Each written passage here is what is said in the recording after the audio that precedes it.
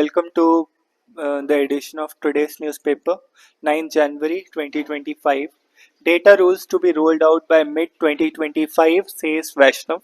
The union government is aiming at finalizing and notifying the digital personal data protection rules currently in draft state by the middle of the year.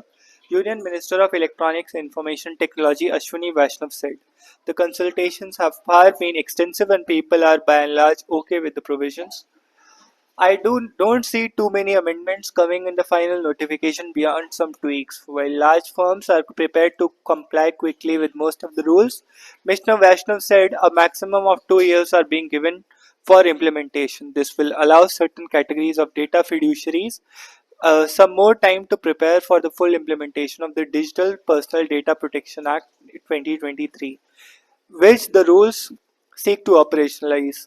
The government is currently accepting stakeholder comments till February 18. The law has been drafted in a way to ensure functioning and autonomy of the Personal Data Protection Board of India, Mr. Vaishnav said, adding that the implementation of the Act would be digital in nature. The same approach has been implemented in at least other institutions. The Grievance Appellate Committee, which deals with social media complaints under the IT rule. Grievance Appellate Committee. The law has been drafted in a way to ensure the functioning of the autonomy of the board. 6 killed and 20 hurt in Tirupati stampede. Tirupati Devasthanas Trust Board. Our BJP Sparrower expenditure. Army retrieves one body from Assam mine. No other sign of others. Dima Hasao, district of Assam. Dima Hasao district of Assam. Dima Hasao district of Assam. Simultaneous elections. MPs on House Committee seek more time for deliberations. At the first meeting of the Joint Parliamentary Committee on two bills on conducting simultaneous elections, opposition members argued that panel should be given at least a year to complete its work. Panel should be given at least a year to complete its work, considering the scope and scale of deliberations are required. The committee has the time till first week of the next session of Parliament, which is likely to begin on January 31. The meeting began with a presentation by the Union Ministry of Law and Justice on the provisions of the bills. Opposition members said the two bills violated the basic structure of the Constitution, since they sought to make the state legislature subordinate to the national legislature. Several members questioned the government's argument that simultaneous polls are better for economy.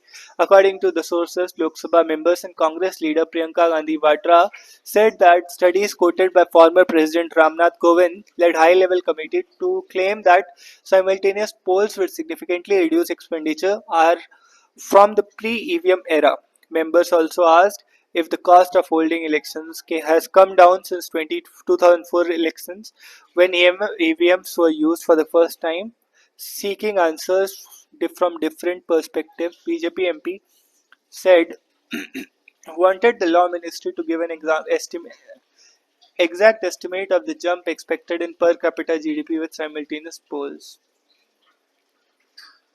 Centers moved to replace post of advisor to Chandigarh administration with Chief Secretary sparks row in Punjab. A political controversy erupted in Punjab on Wednesday over the centre's decision to abolish the post of advisor to Chandigarh administrator and replace it with the post of Chief Secretary of the Union Territory. The announcement came through a gazette notification. Political parties in Punjab, ruling Aam Aadmi Party, Congress and Shiromani Akali Dal, criticized the BJP-led centre and demanded an immediate rollback of the decision. Forecast for the 2023 Delhi floods was inaccurate as the flow of Yamuna was marred by silt mud. Center to NGT. The Central Water Commission forecast ahead of 2023 floods in Delhi, the worst of national's capital history, was not as accurate as expected. This was so, the CWC said, because floodwaters could not flow freely along the Yamuna River stretch between Wazirabad and Okhla. It said, for the flood forecast to be accurate, river channels need to be in a free flow condition. However, the report added the river flow was found to be impaired due to the non-opening of all the gates of the ITO barrage, formation of islands of silt deposits, growth of trees in the river, and mud disposal at various locations.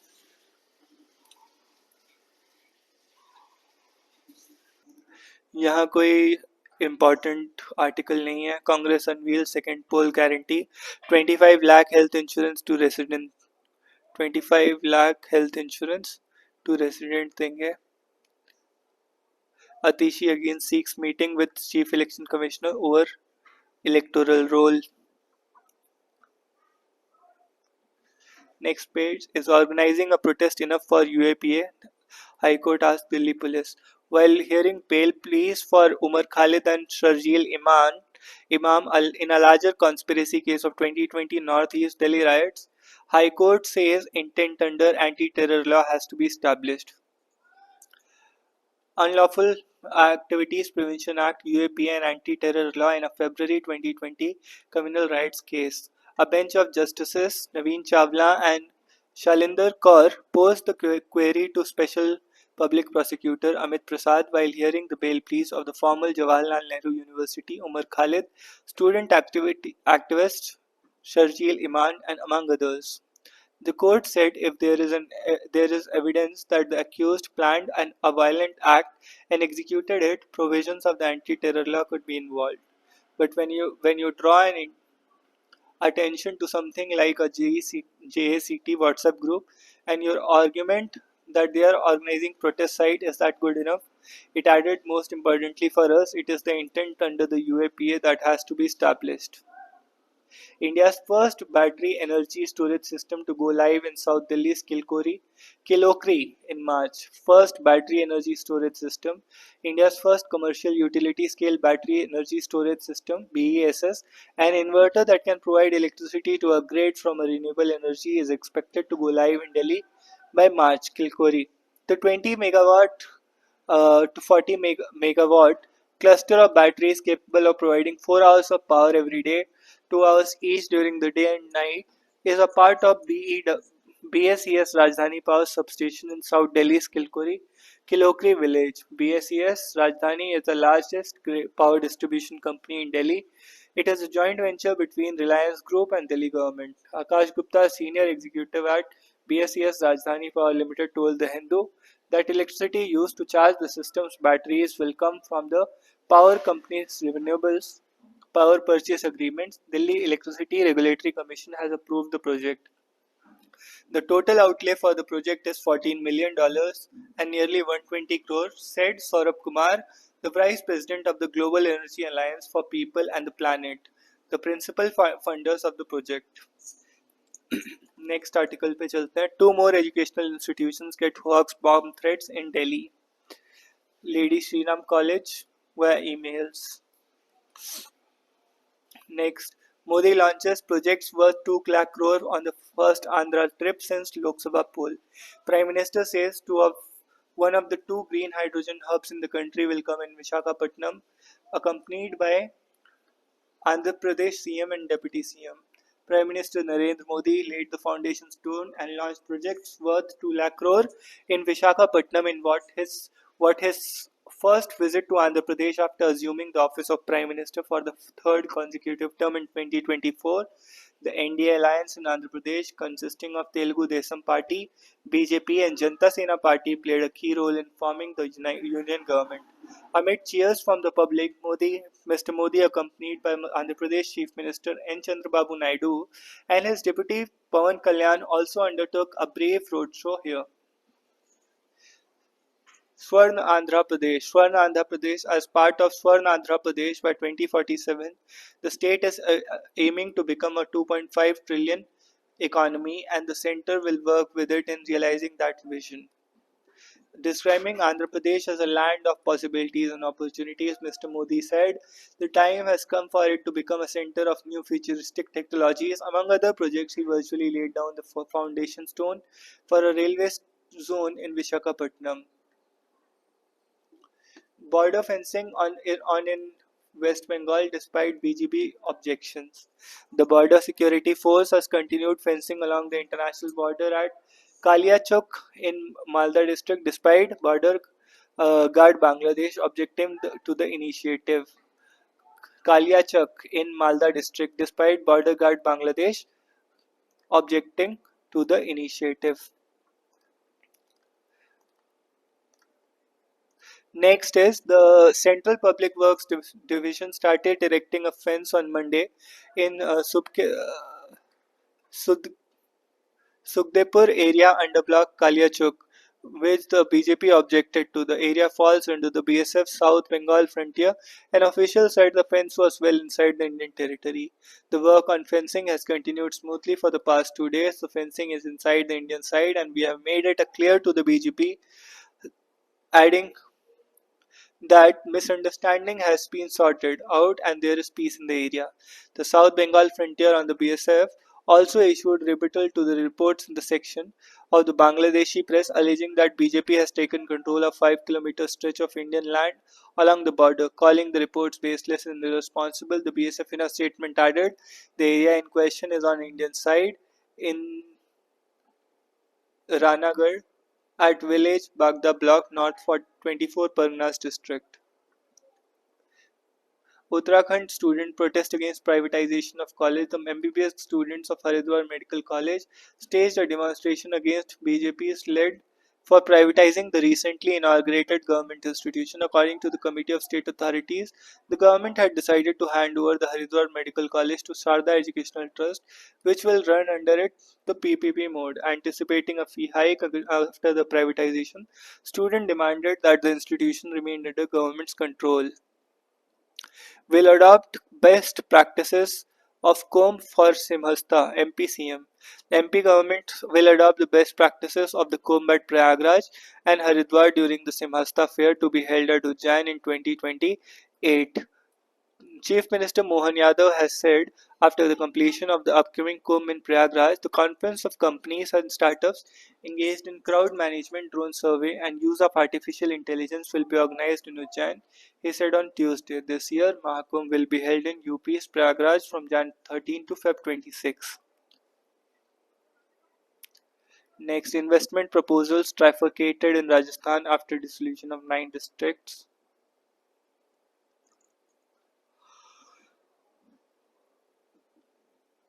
Atrocity complaint puts the spotlight on reservation debate with transgender community.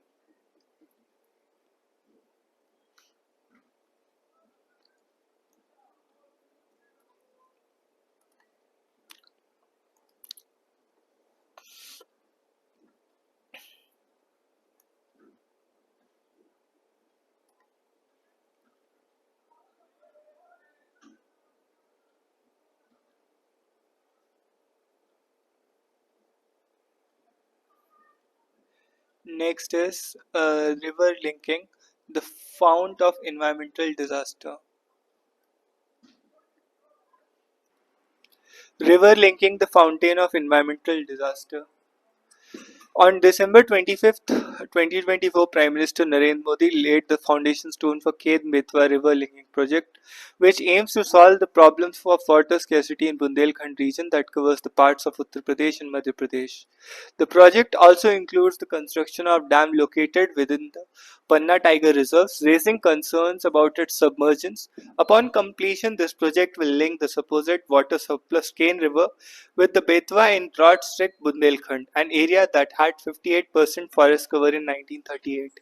This project, which cost around 45,000 crore, was launched despite its objections raised by experts, including members of an empowered committee. The project also includes the construction of a dam located within the Panna Tiger Reserve, raising concerns about its submergence. Upon completion, this project will link the supposed water surplus Ken River with the Betwa in the drought-stricken Bundelkhand, an area that had 58% forest cover in 1938.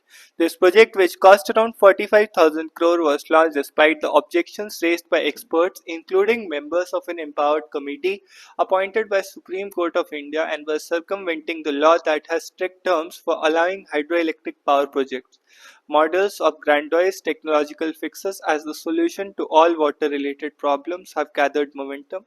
Politicians are now touting the concept of river interlinking for interbasin water transfers as geoengineering solutions to the continued water depletion in India. The concept of interbasin transfer was proposed 130 years ago by Sir Arthur Cotton, who designed irrigation dams in the Godavari and Krishna river valleys. Ambassador, an early icon among early engineers, further refined the idea. K.L. Rao and Captain Dinshaw J. Dastur subsequently expanded the scope of this concept in 1917-80.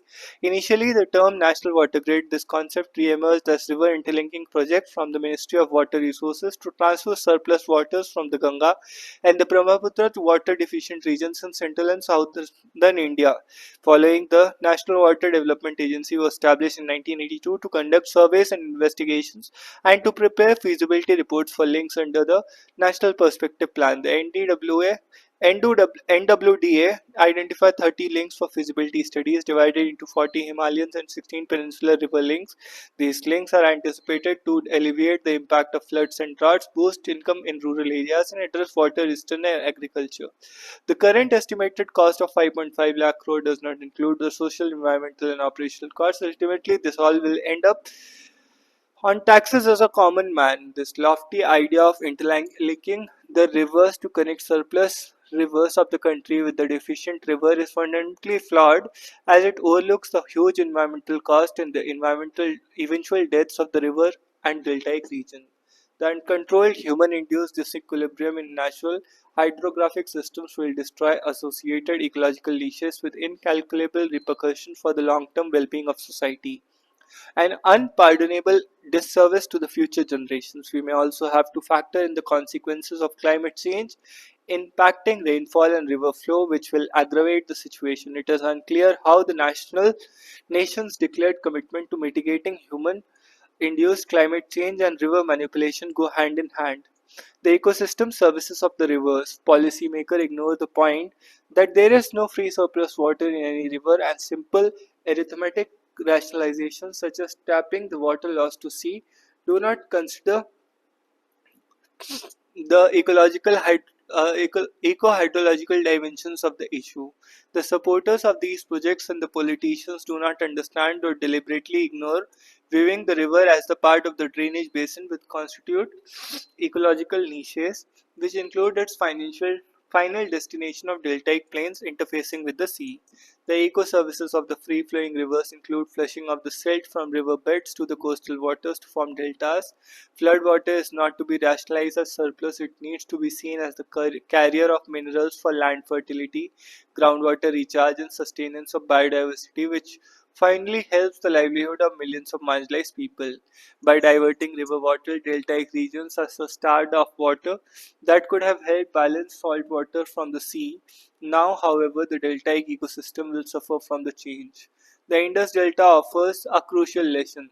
Alice Albania, in her book Empires of the Indus, the story of a river, narrates how a delta system at the mouth of the Indus, which was once the richest in all Pakistan, became impoverished when the British started barrage construction, which Pakistan continued after 1947. Such examples are aplenty in India as well. The state of the downstream parts of the Narmada since the completion of the Sardar Sarovar Dam is a moderate example in the making.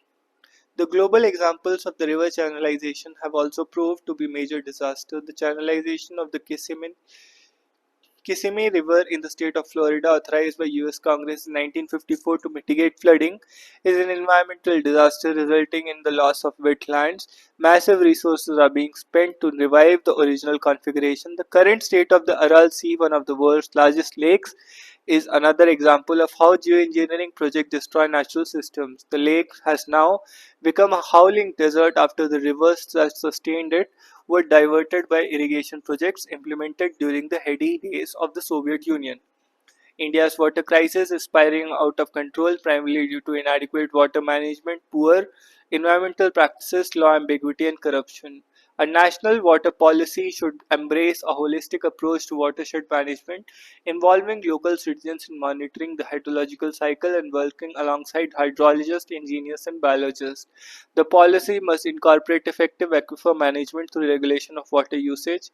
Farmers should be engaged to help devise strategies to efficient water usage. In her book Let There Be Water, Israel's Solution for Water-Starved World, Seth M. Siegel notes that Israel's drip irrigation program saved 25 to 75% of the pump water. Israel's success story in water resource management lies in modernizing irrigation techniques.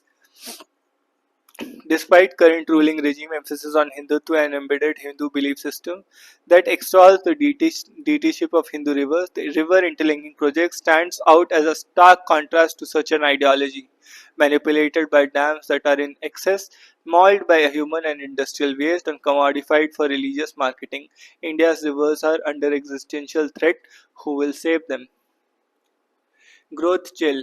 The economies sputtering engines necessitate urgent fiscal actions. The National Statistical Office has confirmed emerging fears about the economy's evidently sluggish trajectory through this year in its first GDP estimates for 2024-25. While the election focused first quarter hit public capital expanding, the second quarter was marked by weak demand and still underwhelming public capex, dragging GDP growth to seven-quarter low of 5.4%. The Center and Reserve Bank of India, which were projecting that India would log a fourth year of 7% plus growth, has pared their hopes to about 6.5 to 6.5 and 6.6% respectively. This was predicated on a bump up of about 7% in the second half of the year to offset the first half 6% rise. The NSO, slightly less sanguine, expects GDP to grow at a 4-year low pace of 6.4% from 8.2% in 23-24, with just agriculture seen rising significantly faster than last year. Manufacturing and mining growth may virtually halve, though services sector seem relatively better off. There is some concern of momentum loss. Purchasing manager indices averaged lower than quarter 2 and quarter 3 for both manufacturing and services. Private consumption to rebound 3.7.3 this year from 4% last year, but quarter 3 trend do not indicate a significant lift off in the urban demand. So this could be a tad optimistic despite inflation easing slightly since October. The finance ministry has sought to link the demand slowdown to a combination of monetary policy stance and macro-prudential measures by the central bank. Slow wage growth has been blamed for cramped household demand. The NSO's projection of gross fixed capital formation growth slipping to 6.54% this year from 9% in 23-24 indicates that private capex, that is contingent on domestic and global demand, remains weak while public capex goals are unlikely to be met. Of course, these early ENSO projections are largely conjured up for informing the union budget formulation, and some upgrades may happen later, but most economists see significant downside risk for now. Nomura economist, for instance, who have been arguing that India is in grip of a cyclical slowdown for a while, rec- recon growth will end up 6%, implying a flat-lined second half. With the growth outlook also shrouded in uncertainty, winter seems to be here for India's economy. How far will behind spring lags will depend on policymakers' action and inactions. Cripple and scuttle. Governments are discouraging the exercise of right to information. Nearly 2 decades after the passage of right to information, it is quite apparent that governments, at least sections of it, are uncomfortable with the idea of transparent and empowerment actions. Amendments to dilute its efficacy and attempts to defeat it by delaying or denying information have been quite common. Another way to scuttle the law is cripple the functioning of information commissions at central and state levels. The issue has surfaced again, with the Supreme Court of India questioning the large number of vacancies in the central and state information commissions. Our division bench has taken note of the fact that there are 8 vacancies in the post of Information Commissioners in the Central Information Commissioner, while 23,000 appeals are pending before it. In fact, some state level information commissions are almost defunct for want of members to hear the public. Next, the right to food and the struggle with PDS. In 2023, there was a report discussing the right to food in the context of Jharkhand. Similarly, few days ago, there was a report that was in the context of Odisha. The disturbing situation is not limited to Jharkhand and Odisha. Bihar, another state in East Central Asia, has its own PD strategy. Bihar was blighted by the supply crisis when rations were needed the most. A number of Musar households in Patna do not have an active ration card. There are several people who have lost access to monthly supply of ration ever since biometric verification was made necessary.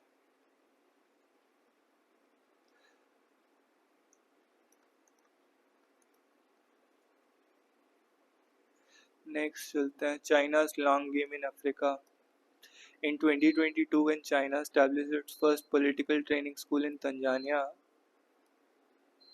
its motivations were unambiguous. With an estimated cost of $40 million, the school was a tool for the Chinese Communist Party to shape the future of political leaders of Africa following the Chinese principles of governance. Therefore, it is no surprise that 120 official members of the school's first cohort were from countries with long-standing historical ties to China. These countries continue to be ruled by the liberation parties that came into power through their pre-independence struggles. The countries include South Africa, Mozambique, Angola, Namibia, etc. Movements of coalition meant to help one another to address governance challenges and stay in power. Clearly, the move by China to establish political school is meant to strengthen relationship and increase in influence along the policy makers of these countries. As China, however, China is increasingly asserting itself in the role.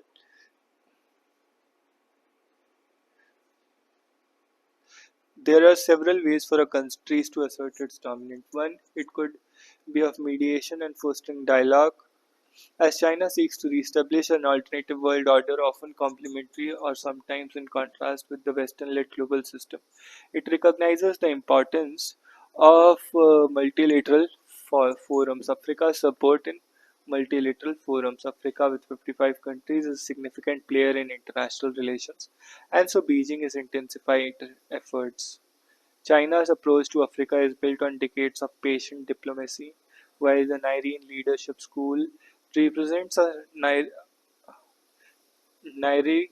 Nairi Leadership School represents a significant milestone. It is only a one part of piece of China's border strategy to embed itself deeply within Africa's political fabric. China's long-term goal is to promote Sino-centric world order, which it plays in which it plays a central role in shaping global governance structures. However, China is also mindful of potential regime changes in Africa. It knows the importance of nurturing opposition parties to safeguard its interest in case of political shifts occur. The center's share in states' revenue has surged in the last decade. The falling efficiency of states in collecting more taxes has deepened their dependency on the center. Why is deciphering the Indus script important? Why has Tamil Nadu Chief Minister M.K. Stalin announced $1 million prize to anyone who deciphers the script of Indian Valley civilization? The IBC Harappan civilization spanned 2,000 sites across 1.5 million square kilometers in the territories of modern-day India. Other scripts encountered in Mesopotamia and Egyptian have been deciphered in a more satisfying manner, but the non-decipherment of Indus prevents scholars from providing complete picture of the Harappan culture, which is why scholars tend to call it a mystery script. The Indus script carries the Proto-Dravidian references. This is the position of scholars including Suniti Kumar Chatterjee, etc. The IVC is a non-Aryan and pre-Aryan, argued Mahadevan in the article published in The Hindu on May 3, 2009, attributing solid archaeological and linguistic evidence. The scholar who passed away in 2018 emphasized that Indus script is a writing system encoding the language of the region, most probably Dravidian, ruling out Aryan authorship of the civilization. He hastened to add that this does not only automatically make it Dravidian, yet there is a substantial linguistic evidence favoring the Dravidian theory. The survival of Brahui, Dravidian language in the Indus region.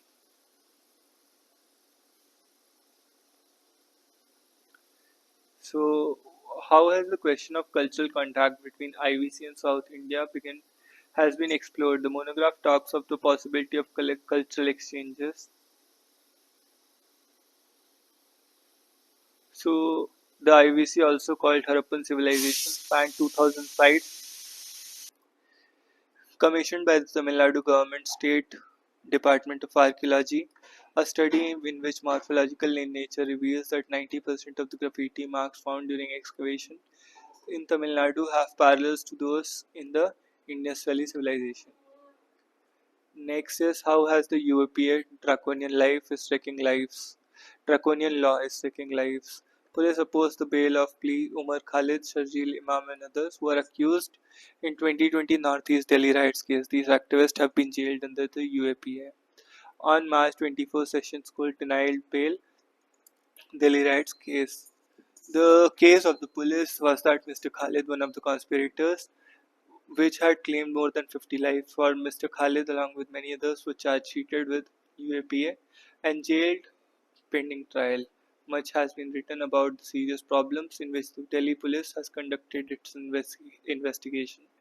Bail hearing becomes trial. First, considering this fact, Mr. Khalid's bail application was filed in 21.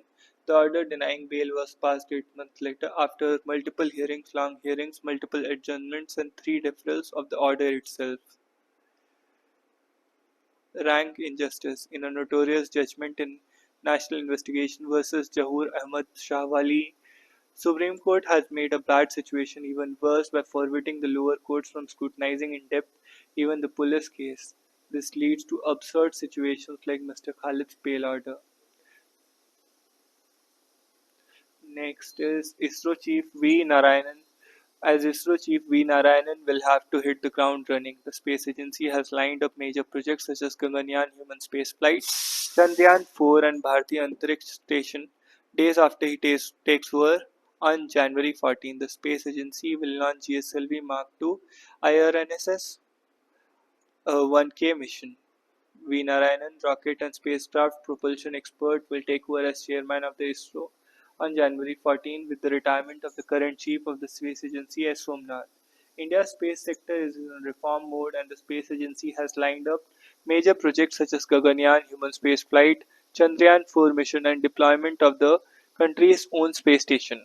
Speaking to The Hindu on Wednesday, Dr. Narayanan, who has been heading the ISRO's Liquid Propulsion System Center since January 2018, describes his upcoming assignment as a great responsibility and a great opportunity to follow the footsteps of the stalwarts who led the ISRO over the decades.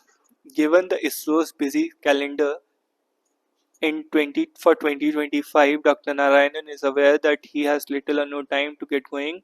Towards January end, we have GSLV Mark II IRNSS 1K mission.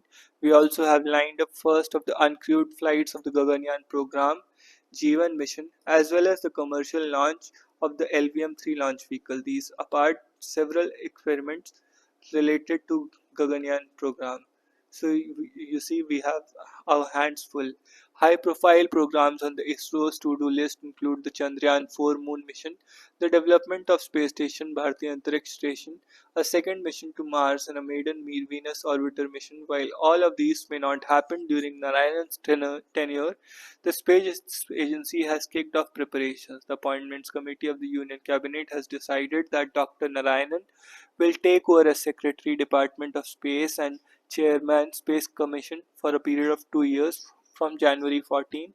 Dr. Narayanan, into a humble farming family in Kanyakumari of Tamil Nadu, brings a wealth of experience to the chairman's post, having joined the space agency in 1984 and worked in one of its core areas, rocket propulsion. Dr. Narayanan said increasing India's presence in space tops his list of priorities. He said the space sector reform set in motion a few years ago by opening it to private players will play a vital role in this area. If you look at the societal and strategic applications, today we have about 53 satellites in orbit. We need many more for communication, navigation, and Earth observation purposes. The ISRO on its own cannot meet this requirement. The reform will help in this area. We have been giving opportunities to the private sector and startup ecosystem. Dr. Narayanan drew attention to India's plan to expand its share in the global economy from 2% to 10%. So far, we have not concentrated much on the space economy aspect. We need to have our due share, though we are targeting 10%. He reiterated the importance that ISRO places on collaboration with other space agencies. In our development stage as a space agency, indeed, they were support. Today, all of the spacefaring nations truly understand our abilities and strength. Strength respects strength. So this was it. POSCO case against Yadurappa, victim brother seek justice. Sambal Mosque case, High Court seeks reply from the government on ACI. Allahabad High Court on Wednesday sought a response from the union and state government and ESI and local authorities on a plea moved by Shahi Jama Masjid Committee in Sambal challenging the trial court's order. Trial court has directed an advocate commissioner to survey the mosque while dealing with a suit that claimed that it was built after destroying a temple. India's digital policies, talent getting global recognition.